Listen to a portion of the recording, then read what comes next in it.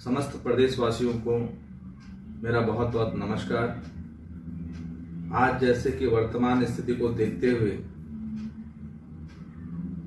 सभी लोग अपने भविष्य के लिए चिंतित हैं और ख़ास तौर पर वह युवा युवतियां जो कई नौकरियां कर रहे थे, कुछ लोग अपने एजुकेशन के लिए बाहर निकले हुए थे, आगे अपने भविष्य के लिए तैयारियां कर रहे थे।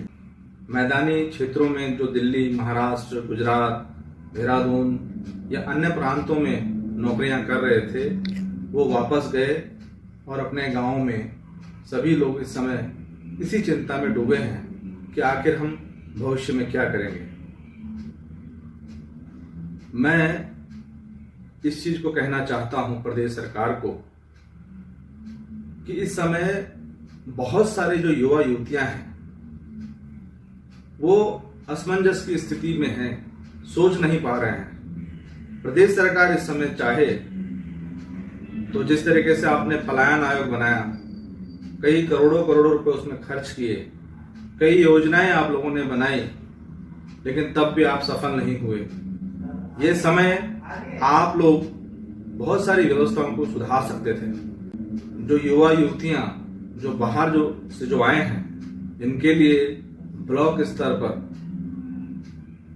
क्या ऐसे छोटे छोटे कुटीर उद्योग खोल देने चाहिए। कुछ लोगों को आप कृषि से जोड़ रहे हैं, लेकिन आप उनकी सुविधाएं कैसे दे रहे हैं, ये बड़ी समस्या का विषय है। योजनाएं आप लोगों ने बनाई जरूर है, लेकिन उन योजनाओं का लाभ कैसे उठाएं, ये उनको कोई बताने वाला नहीं, ना ही उनको जानकारी है। और दूसरी बात क्या है कि आप लोगों ने उनको इतनी जटिलताएं और समस्याएं और जो कि आपने जो नियम कानून उनके लिए बनाए हैं, वो उसमें कहीं फिट ही नहीं बैठ रहे हैं।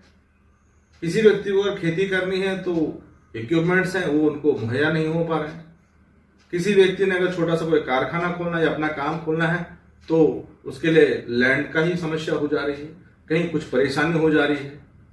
तो इस सारी समस्याओं का हल इस समय प्रदेश सरकार को ढूंढना होगा। और मैं वैसे तो नहीं कहूंगा, लेकिन एक अवसर है हमारी प्रदेश सरकार के लिए कि जितने भी प्रवासी इस समय तो खास तौर पर जो युवा अपनी नौकरियों को छोड़कर आए, क्योंकि ये युवा वो हैं, कई कुछ युवाओं से जब मैं बात कर रहा हूं, ये हर महीना पैसा कमाकर अगले महीने की तनख्वाह के लिए फिर इंतजार करते हैं।